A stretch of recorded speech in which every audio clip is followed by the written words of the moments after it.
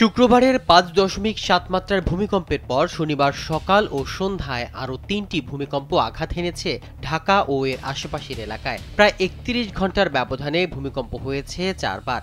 এদিন ৩টি ভূমিকম্পের মধ্যে একটির উৎপত্তিস্থল নরসিংদী, বাকি দুটির উৎপত্তিস্থল খোদ রাজধানী ঢাকার বাড্ডায়। এসব আফটারশক বড় ভূমিকম্পের লক্ষণ হতে পারে বলে মনে করছেন বিশেষজ্ঞরা। তবে শুক্রবারের ভূমিকম্পের তীব্রতা ছিল স্মরণকালের মধ্যে সবচেয়ে বেশি। এরপর রাজধানী ঢাকা সহ দেশের বেশিরভাগ এলাকার মানুষের মধ্যে এক ধরনের আতঙ্ক ভর করেছে। জীবন অবাক না করলে কে করবে? 28% মিল্ক ফ্যাটের অবাক করার সাথে ফ্রেশ মিল্ক পাউডার। জীবন অবাক করুক প্রতিদিন।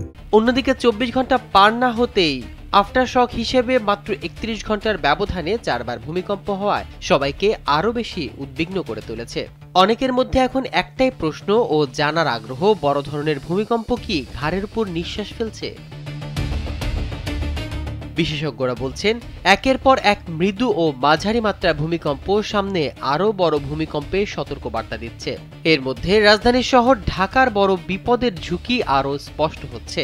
এর কারণ হিসেবে ভূমিকম্পের উৎপত্তিস্থলের নৈকট্য, অপরিকল্পিত নগরায়ন ও প্রাণহানির ঝুঁকিকে বিবেচনা নিয়ে এমন মত দিয়েছেন ভূমিকম্প বিশেষজ্ঞরা।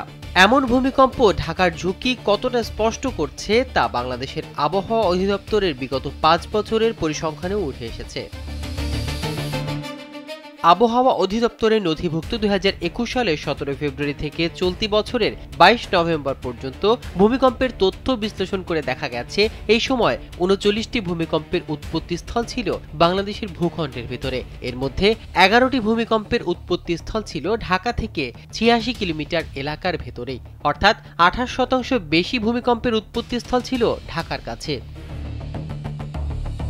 আবহাওয়া অধিদপ্তরের পরিচালক মোহাম্মদ মমিনুল ইসলাম শনিবার গণমাধ্যমকে জানান, নরসিংদীতে এর আগেও ভূমিকম্প হয়েছে, তবে মাত্রা ছিল কম।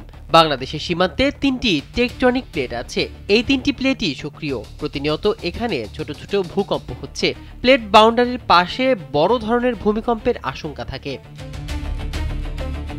ভূমিকম্প বিশেষজ্ঞ অধ্যাপক হুমায়ুন আক্তার গণমাধ্যমকে জানান, শুক্রবারের ভূমিকম্পের পর আফটারশক হবে এমনটাই ধারণা করা হয়েছিল।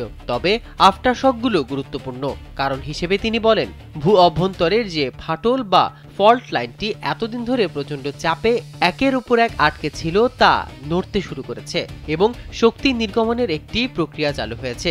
এমন আফটারশক হতে হতে বড় ভূমিকম্প হবে, সেটা খুব নিকটেই হতে পারে। মাহমুদুর রহমান সিয়াম, কালবেলা।